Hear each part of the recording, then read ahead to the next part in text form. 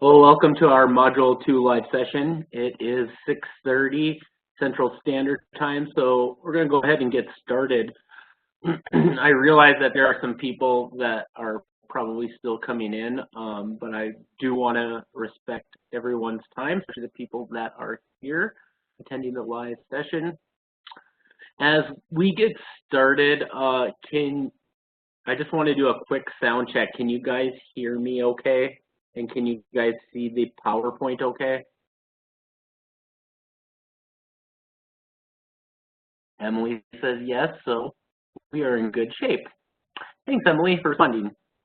All right, now it seems like some of you guys already have done it.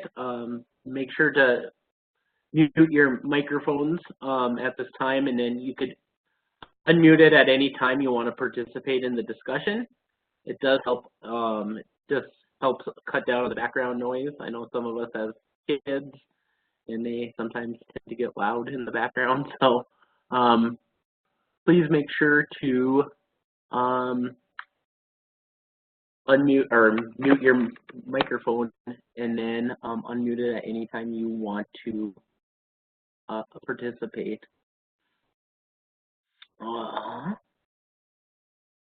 All right.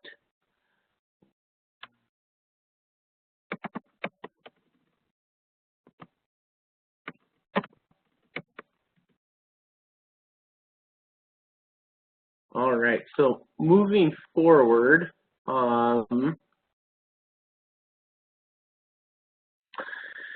tonight's agenda looks like this. In this live session, we will have introductions. We'll have live classroom expectations, important reminders, checking in, week 1 takeaways, field experience reports, the planning cycle, observation recording methods, writing learning objectives, comprehensive lesson planning, and then you guys will have time to ask questions. If you guys have questions, please feel free to ask at any point. So yeah, I know Heather just got online and she connected to the audio. Tamara, can you hear me okay? Doesn't look like you're connected to the audio that I could see.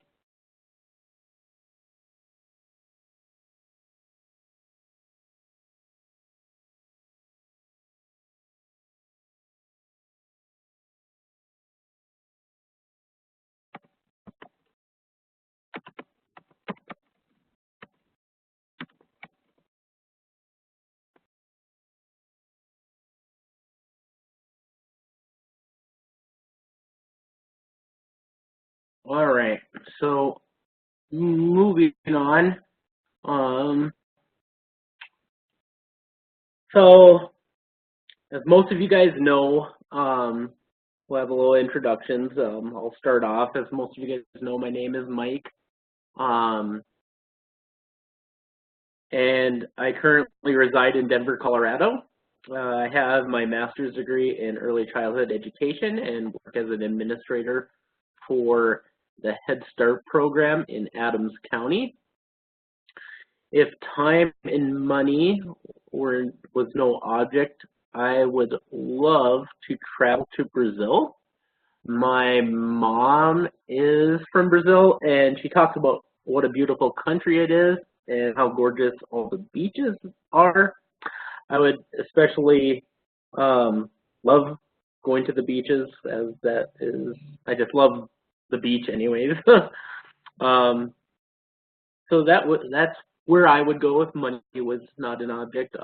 Now I'd like to invite you guys to participate. Share your name, where you're from, the type of program you are in, and what your favorite place would be to travel if money was not an object. Feel free to unmute your microphone to share. You could also use the chat, but I would like to hear your guys' voice too. This makes it a little bit more easier when we are on a live session. I'm Emily. Hello, Emily. I'm in Florida. The only thing I'm confused is the program part. And for the same reason, I have my great grandparents on my mother's side are from an island around Italy. I would love to go there and see. Nice. You've never been there, I take it, correct? No, but it would be nice to see where they were from. Where my Well, family thank you for started. awesome. Thank you for sharing, Emily.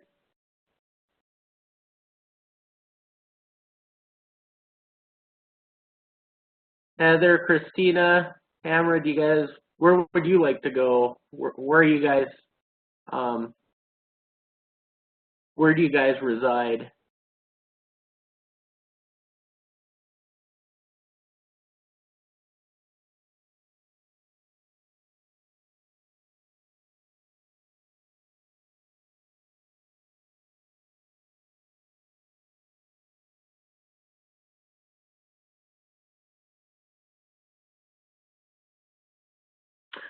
So Heather indicated that she is from Illinois and she would love to travel to. She's still thinking about it. I see it in the chat box.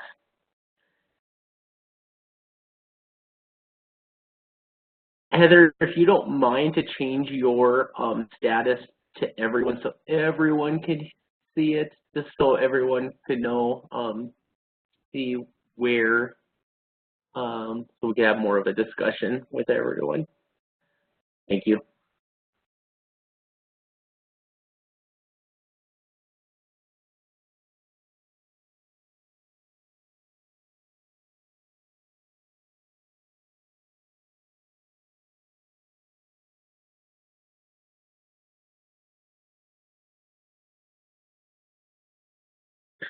What's the most interesting place, Heather, have you traveled to?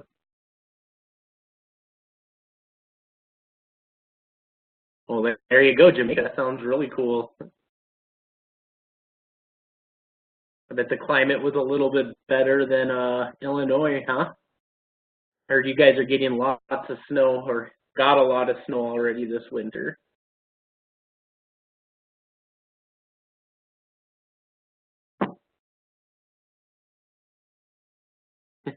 Currently snowing.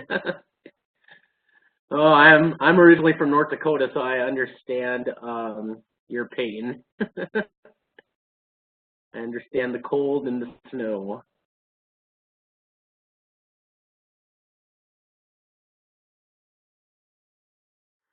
Thanks for sharing.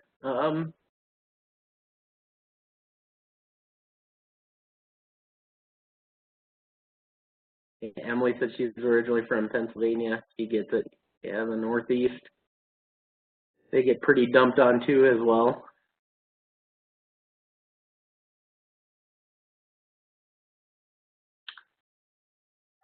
Okay, hi everyone. I think everyone else is done. My name is Christina. I live in Roscoe, Illinois. I am working towards my bachelor's degree in education. And I guess if I could, my favorite place to travel would be Spain, just because that's where my family's from and I'd like to learn more about it. Let's see, I've gone to Mexico quite a few times, and I think our next trip will be actually to Florida.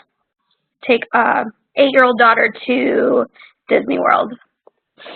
Yeah. Don't you wish to go there right now, Christina? And oh, definitely. Yeah. So we didn't have school today since it was too icy and snowy out. So yeah, we've reached like our record limit of cancellation for snow days since I work at a elementary school, and it's just like, well, I kind of wanted to stop because they're going to cut our summer short. So we'll see what happens. That's unfortunate. Right. But yes, I would love to be in a warmer climate, especially considering that I'm originally from Texas. So I moved here, and it's like, why did we move here? But other than that, I've gotten used to it, and I do like the change in season, so it's not too bad. Yeah, I guess it's not hot all the time like it is down there. Right, exactly. Well, looks like Emily, she's from there, so she said it's hot actually. So I haven't been to Florida. I wish I could travel there. That's one of the places I would like to travel. The summers are rough. All I have The summer to was rough. It gets hotter than normal, it feels like.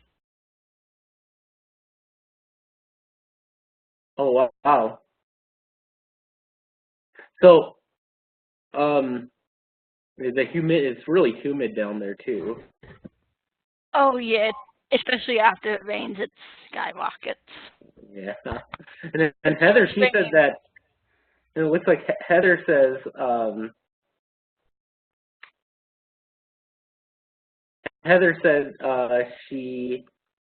her fiance is actually down in Florida right now, in Disney World.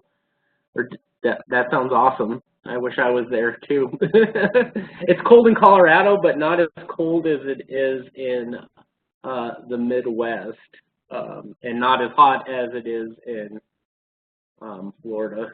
But so we have every season too as well. So yeah, well, thank you everyone for sharing. We're going to continue on.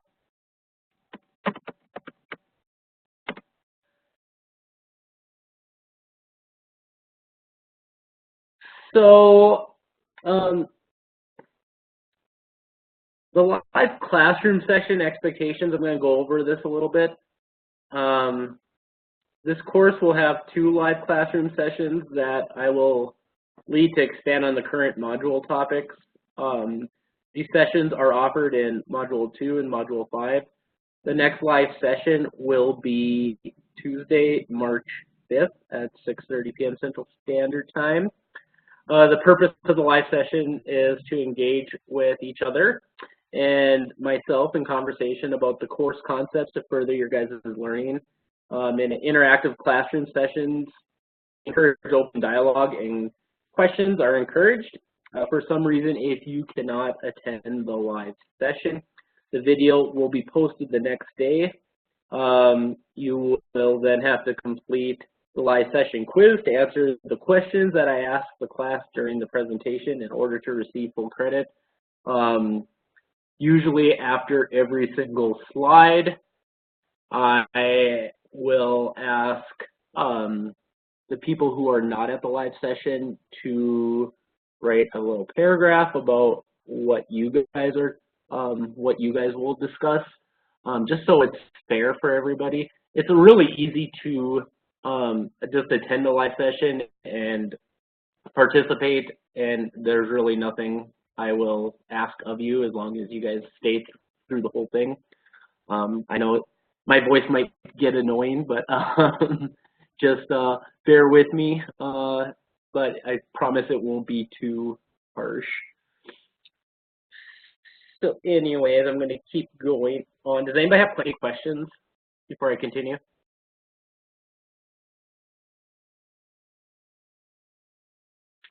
Hearing and seeing no questions, I am going to keep going. So important reminders. So just make sure to look closely to the course calendar for due dates. I don't want to deduct any late points, but the college policy is a 10% deduction for each day that an assignment is late. This applies to discussion posts as well. Assignments are due by 11:59 p.m. Central Standard Time every Sunday. Initial discussion posts are due by 11:59 p.m. every Tuesday. So that is tonight for the second week. So make sure you guys, if you haven't done that, get those done. Discussion responses to peers are due at 11:59 p.m. every Saturday.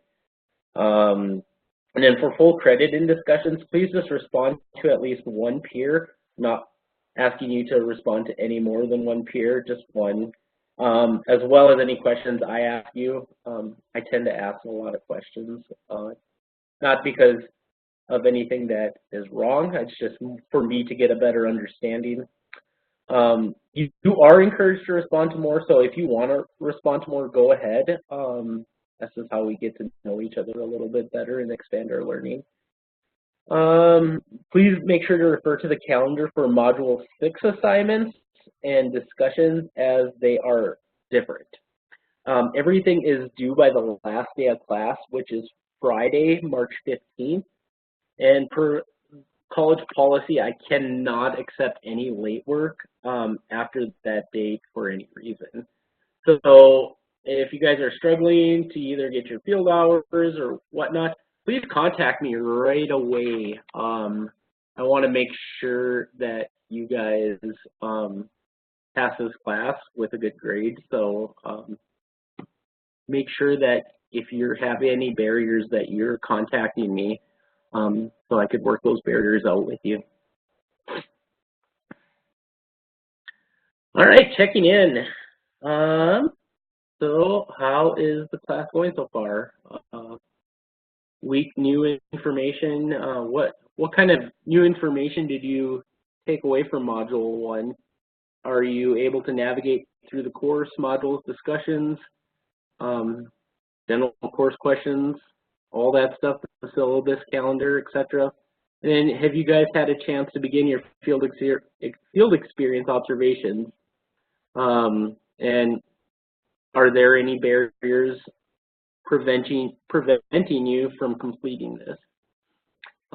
If you are watching this recording online, please answer these questions too as well. So how's it going, guys?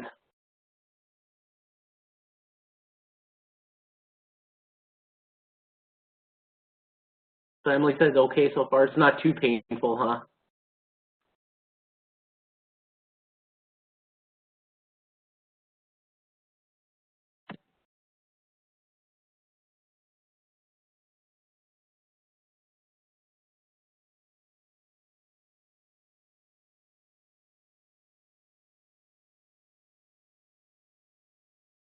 Good, I'm glad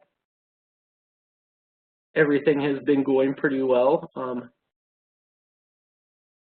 Yeah, it does get to be a lot of busy work, especially if you guys are enrolled in the CBE class. Those classes, it's a completely different platform. So going from like this platform of Blackboard to CBE platform is completely different, and I understand it because I actually am an assessor. I do a lot of the grading, so I understand how it's completely different.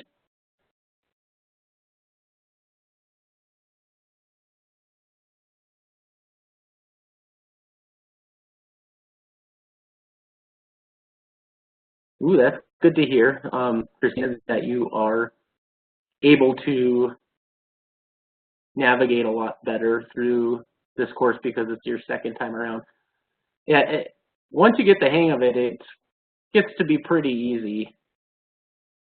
I understand. I got my master's degree through an online university, so I understand once you get the hang of one class and the platform that you're doing, everything usually falls into place.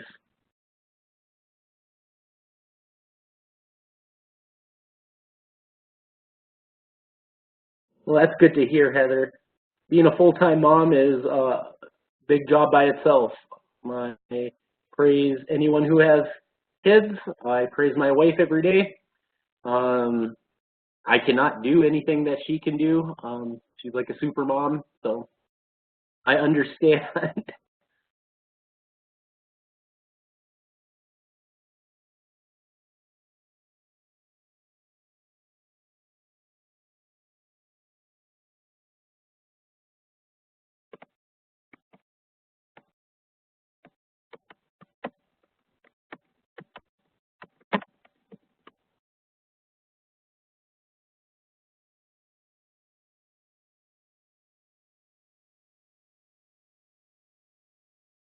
Well, I'm glad that you guys are having,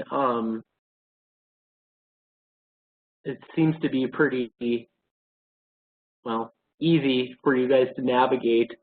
So that's good. If you guys have any questions, feel free to reach out to me or you know, anybody with technical assistance through the college at any point, as they could navigate you as well. All right, I'm going to keep moving along. So one of the biggest things that you guys have to do is your field experience reports. So each module field experience report will prompt you to focus on key areas of practice. Be sure to examine it early in each module to ensure that you know what to focus on for your upcoming field experiences. And then at the end of the module, you'll report on how many field experience hours you completed along with a reflection on your experience. There's no signatures or anything that is required from anyone. Just make sure that you get how many hours you have completed with your reflection. An overview of each module key area of practice can be found in the chart below. Reflection, by its very nature, is a very personal experience. As such, there are no right or wrong answers. It's just the habit of reflecting upon your effectiveness as an educator that is the most important. Consequently, my feedback may be brief, but you know, in your written responses, be sure to complete sentences as well as proper punctuation and grammar. You know, one of the biggest things, like I said, it is habit of reflecting upon your effectiveness as an educator. That is the most important. So, you know, make sure to keep that in mind when you are doing your field experience reports, your reflections.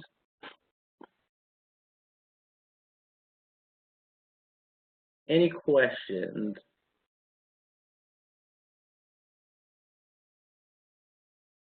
All right, here you see no questions. I'm going to keep moving on.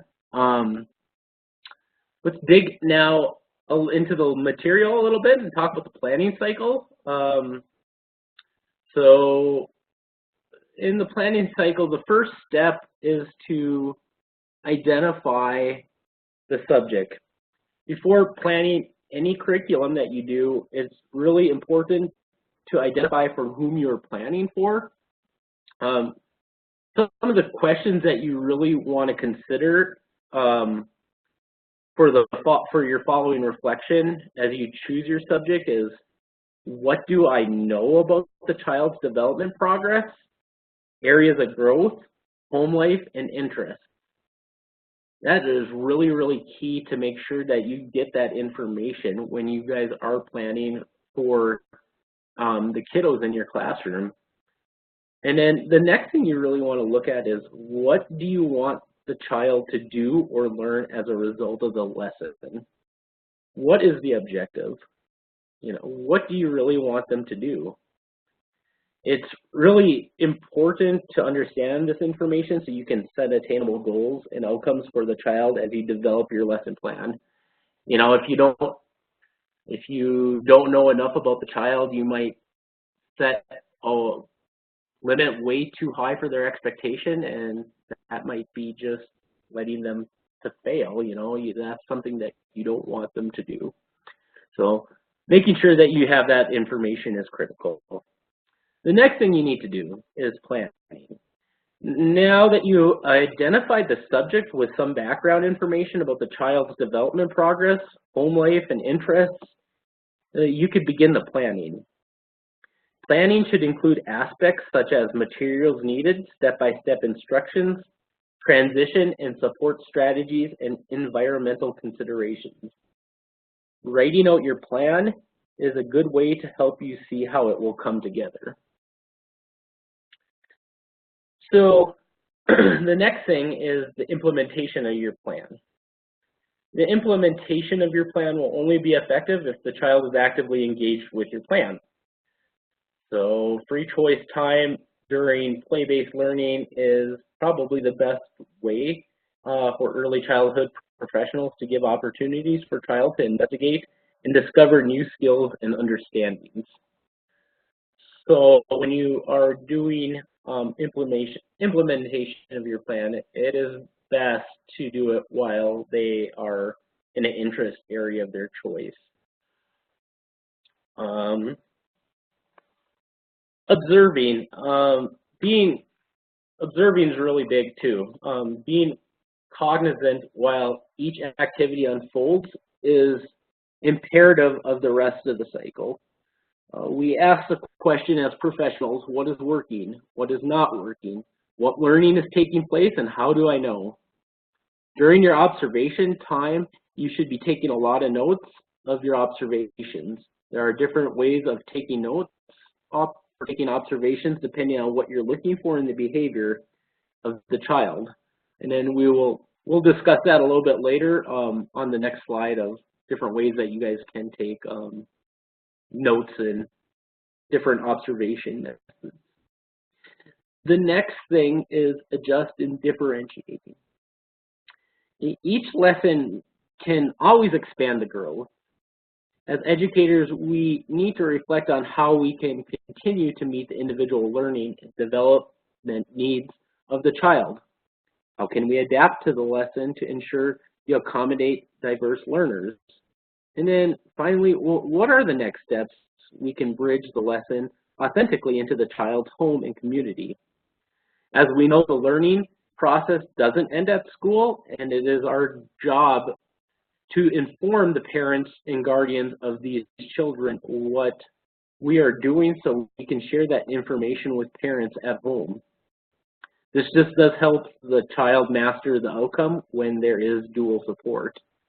And it helps build the child's strengths so they can scaffold their learning. It's also a great way to collaborate too with your parents when you have that extended learning going home. Next thing is assessing. To complete the planning, we must reflect on the lesson's effectiveness. First, were the learning outcomes met, and how do we know that they were met? And what does the child know now? What are the next steps in the child's development learning goals? And then finally, the last one is repeat. You want to repeat the cycle and reflect on what you could have changed so the lesson could have been more effective. Maybe you didn't gather much information on the child, like the interests and the family lifestyle. So like I said before, it is important to get as much information as you can to meet the outcomes that are attainable for the child. And one of the questions I will ask, and if you are watching this online, this recording, please answer this question. And something for you guys to think about to answer to as well is, do you guys currently use the planning cycle as an ongoing process? And how do you think that will affect your teaching practices? And like I said, if you are viewing this video, please answer these two questions when you submit the live section part of your assignment. And then having said all that, what are your thoughts? Any questions?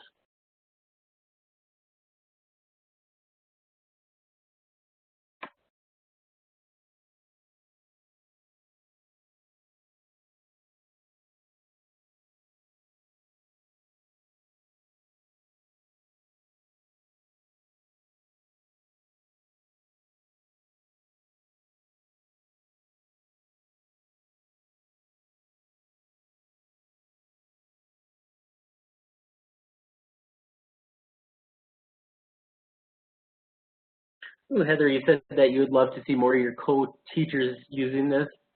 Can you elaborate a little bit on what you mean by that?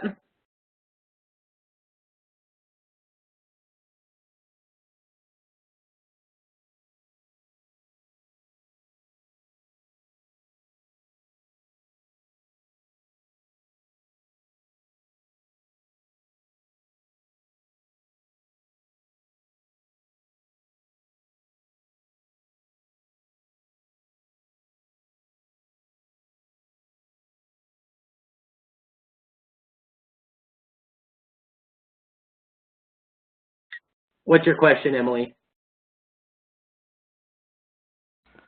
For the live lecture, like Dropbox part of the module, is there like a keyword or a password we who are attending have to enter? No, you guys, if you guys just participate, you guys don't need any keyword or password. I know who, I could see everybody who actually participates in these live sessions, and I will give you credit right after the live session if you participate in it. So that's all you need. Thank you. You're welcome.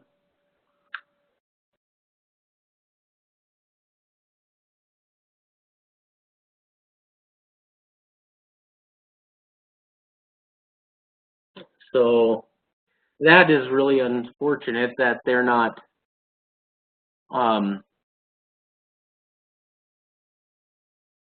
observing and assessing. And I would really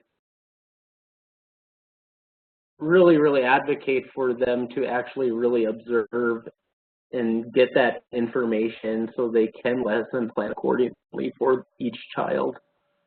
It's unfortunate that they don't do that.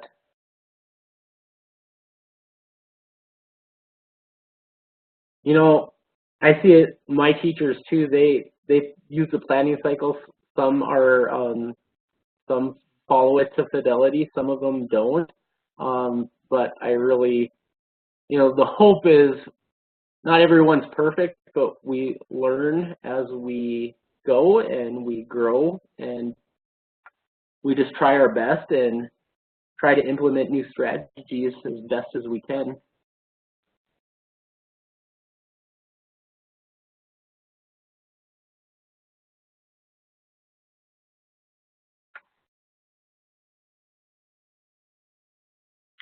What's your thoughts, Christina? I know that working in a public school is a little bit different. I'd like to hear from you.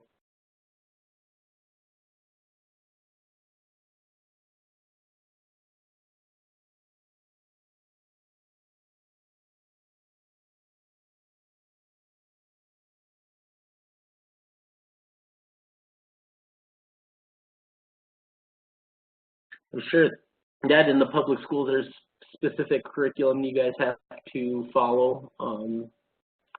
We use creative curriculum, also zoophonics. We try to partner with the school districts as much as we can so that the curriculum that we do at Head Start is just a continuation once they get into kindergarten and then into the school system. So really collaborating and partnering up with the school districts is one of our huge programming key goals for us. That's why I'm interested to hear a little bit about that. Heather, you said that you're student teaching?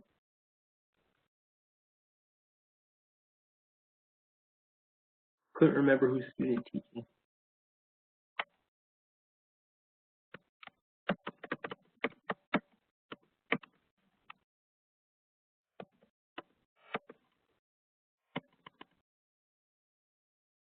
That's right.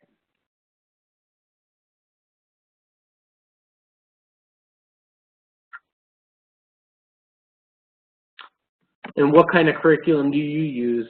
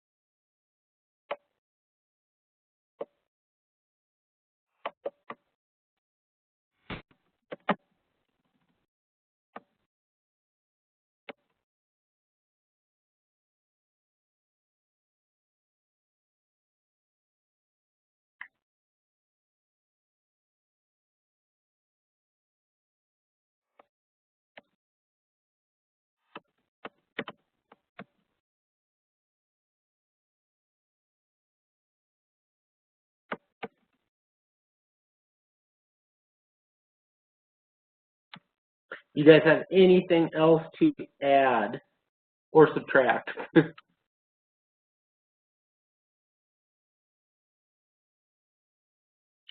I just want to make sure I give everybody enough time to type in the chat box so everybody can participate on that platform if they wish to.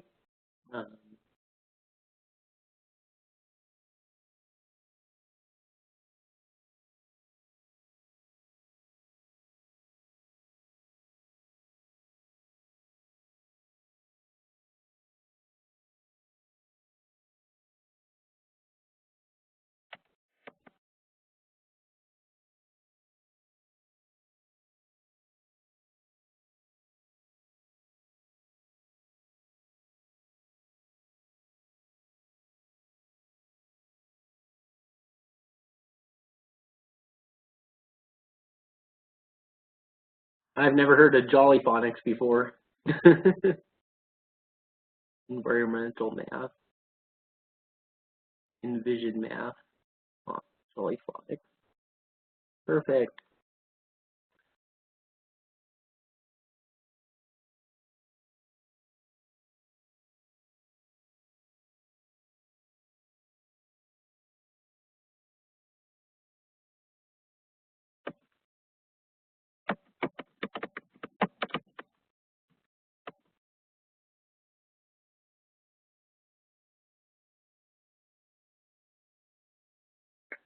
Do you think that using the planning cycle as an ongoing process will affect your teaching practices?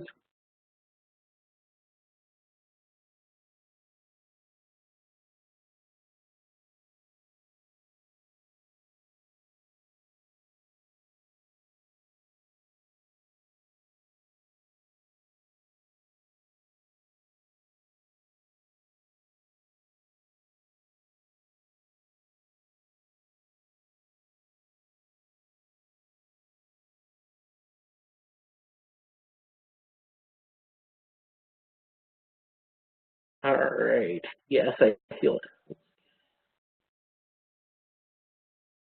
Yeah, I agree. I think it does. The process of the planning cycle does give you a good guideline to follow when you go through each of these steps. All right. Well, I'm going to move on. If nobody has any other. Does anybody have any questions? I want to make sure that everybody has got their thoughts out before I continue.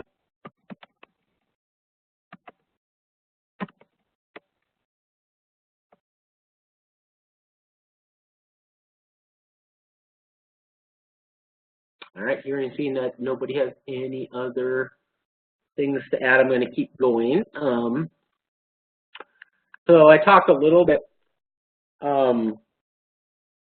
about our conversation in the last slide. In chapter 2, there was a whole section devoted to methods in recording observations. And there are several different observational methods. In choosing an observation method, you must determine what is that you want to learn from the observation. So, having said that, I just wanted to break down each recording method down so you have an understanding of what they are and what they're used for. So we'll start with the running record form. Running records are basically a detailed narrative account of behaviors or events written sequentially as an incident occurs. Basically, it's a play-by-play of behaviors and events as it's happening. An anecdotal record are like a short story that an educator used to record a significant incident that they have observed. It can be written down after the behavior has taken place. Basically, running records and anecdotal records are the most common forms of observation that you guys probably use. So that is those two. And then we also have the checklist. Checklists are more of a formal form of assessment that allows an educator to notate the presence or absence of some criteria with no details of events. So basically, you know, attendance record is Johnny here. Usually there's checklists like that. That's probably the most common checklist that you see.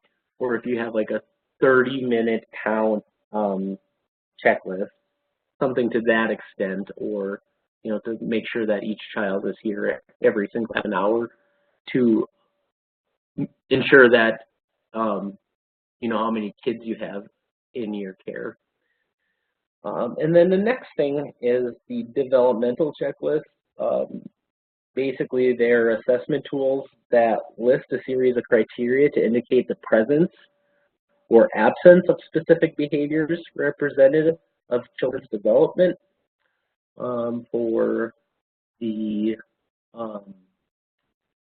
Head Start program, we use the Head Start Early Learning Outcome Framework.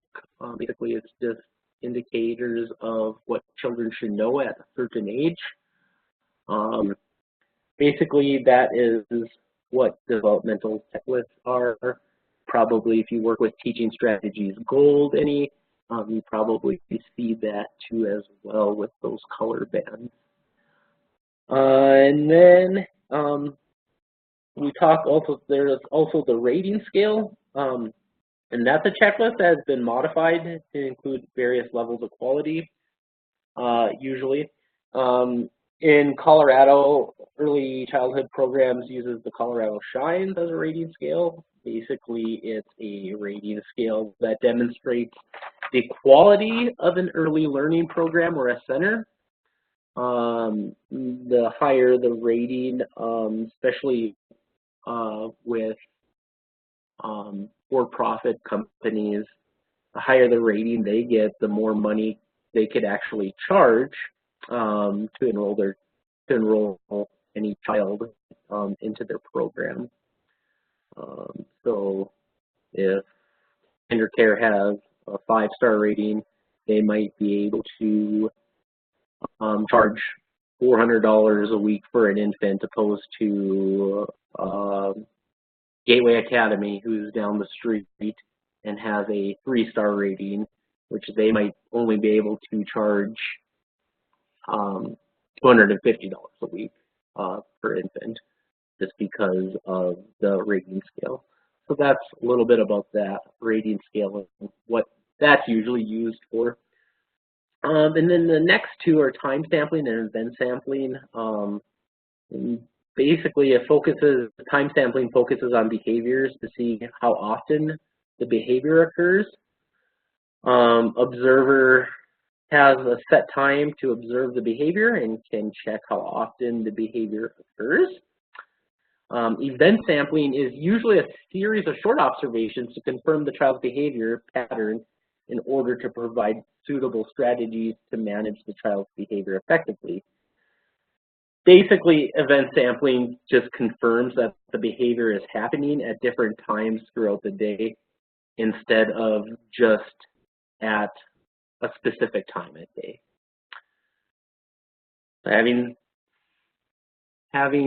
Knowing all these different methods of observation, which of the observational approaches and documentation methods do you think you will use the most? What will be the most useful for you, and why?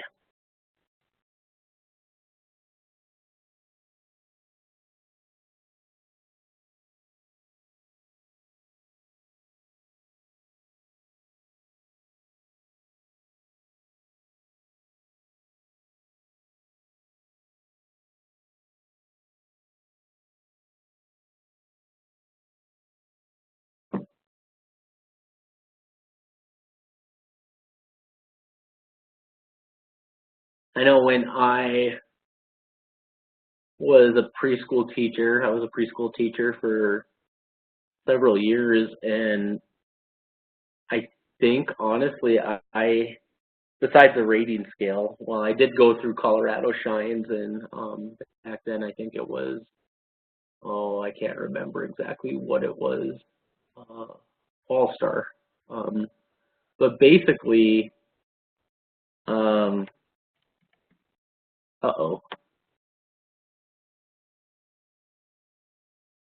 basically, without that rating scale, I think I've used all of them at some point in my teaching career, because I feel like that for different things and different observations, there's just different methods of observation are useful for different things, and especially when you're talking about behavior. A lot of the time we really document the behavior stuff. So yeah, it's, you know, time sampling and event sampling kind of go hand in hand, but we do a lot of that too as well.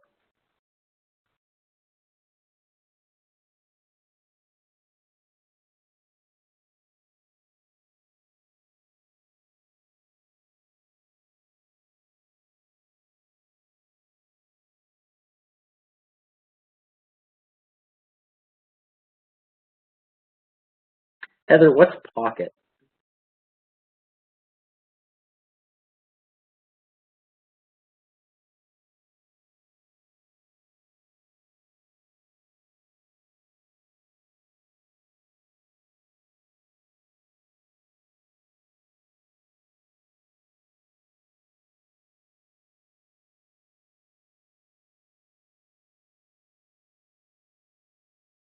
Ah, it's a checklist. Must be something that you guys use in Illinois, I guess, huh? Would be my guess.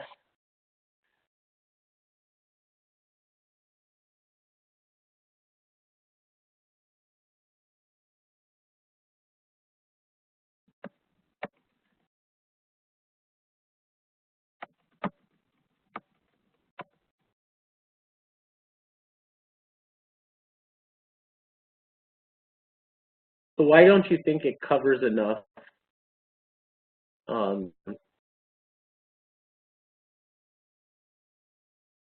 Why don't you think it covers enough development? I guess I just don't know much about Pocket.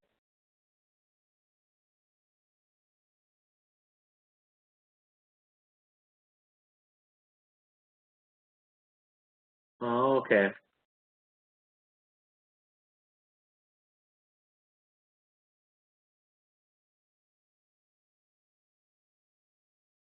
Yeah, we have something that is something similar to Pocket in our program, where we use ages and stages questionnaire and ages and stages learning. So basically, pretty much just tells if the child is, where the child is developmentally, if they need to be monitored, or if they're okay, or if they need to be referred to special services.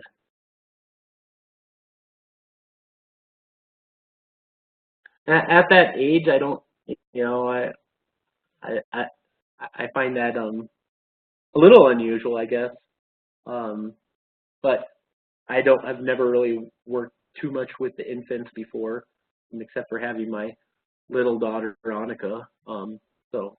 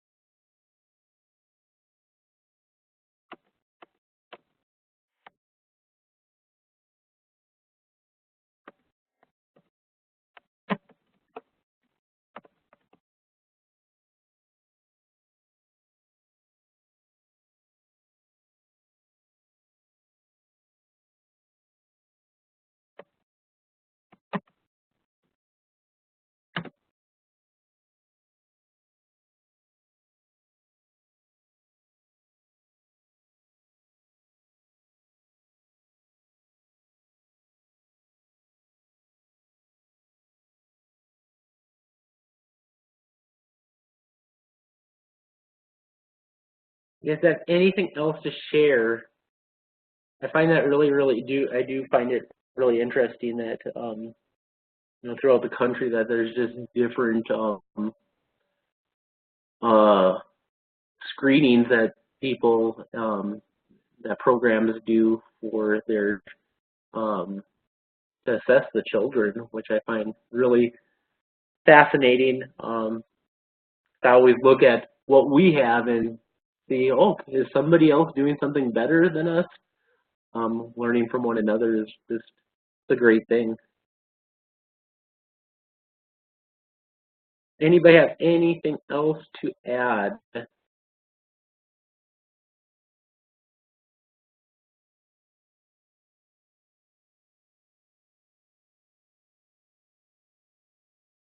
Hearing and seeing no other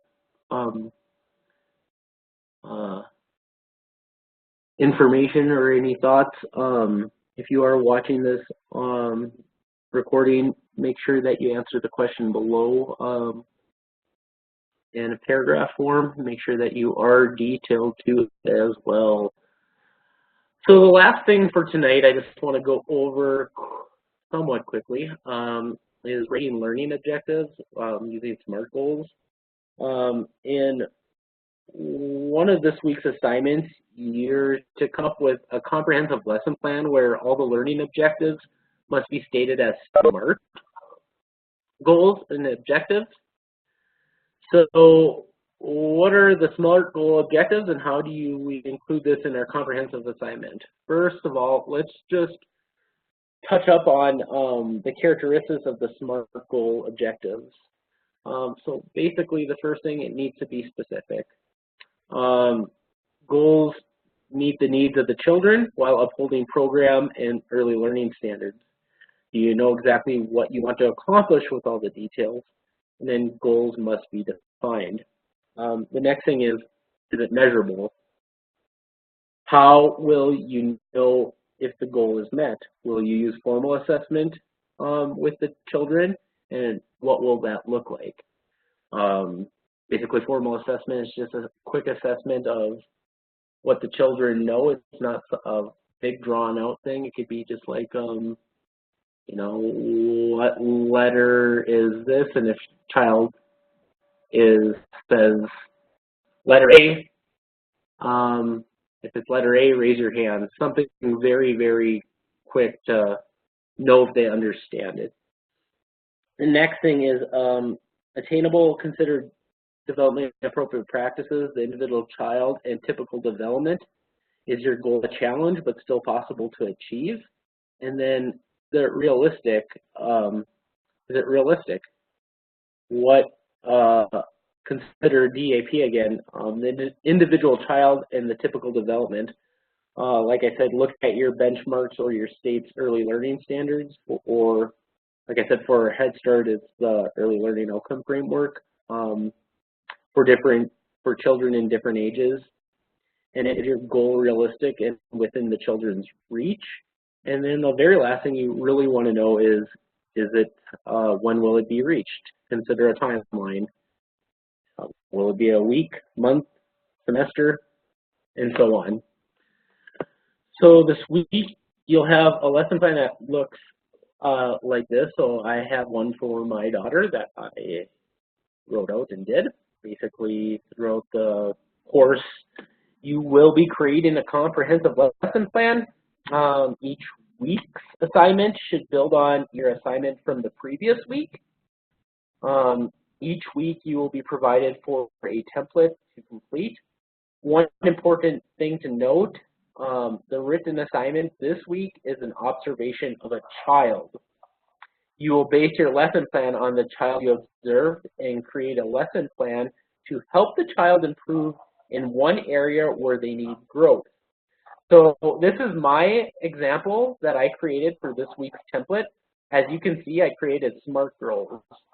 So basically, my goals over here are, this is what I want my child to know. So her name is Annika. Make sure that when you are doing your lesson plan that you do initials, you don't do the actual child's full name. So make sure that you follow this template. So basically, this is what I want Annika to know.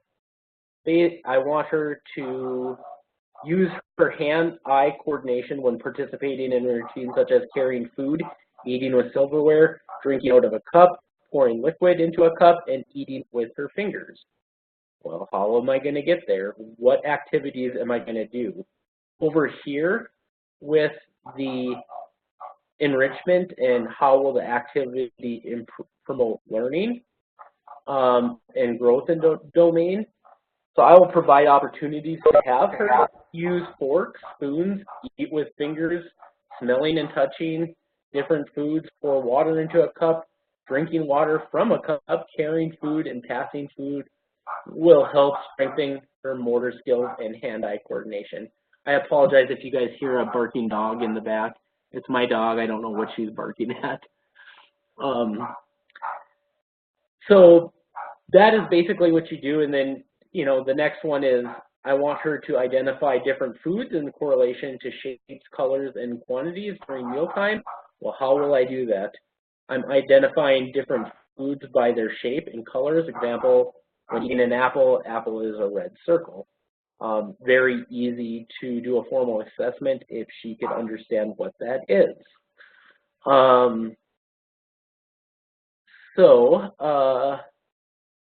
The next thing is seeks information in median words by asking in words or signs such as what's that, who's that, why, or what happened at mealtime.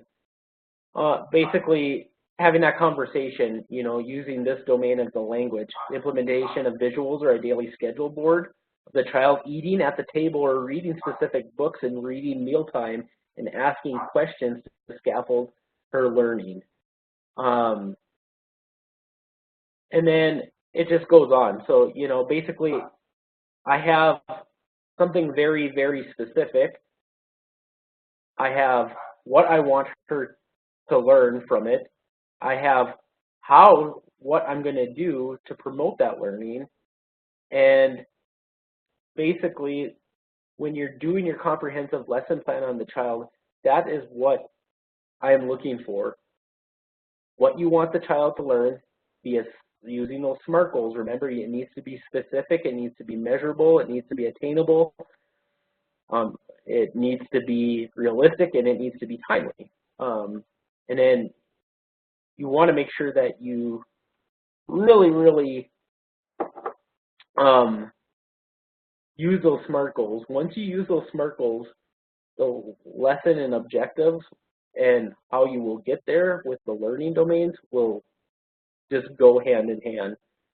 So basically, this is kind of the example that I would like you guys to use. Please don't copy or plagiarize, but that is what I'm looking for when you guys are doing your comprehensive lesson plan for this week.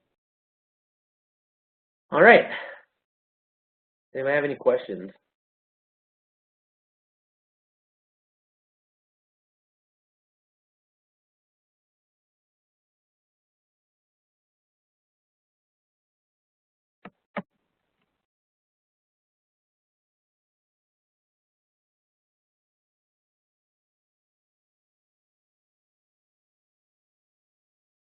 All right, hearing seeing that I don't have any questions, make sure that you guys feel free to reach out to me at any time if you don't understand something.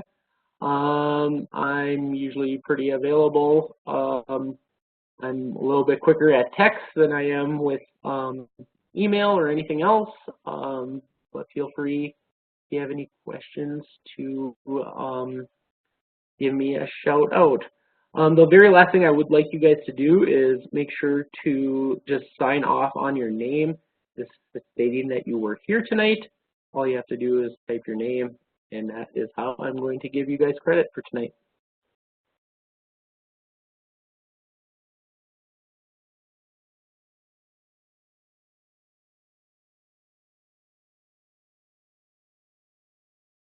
Thanks, Emily. Thanks, Heather. Thank you, Christina. Have a good night, ladies.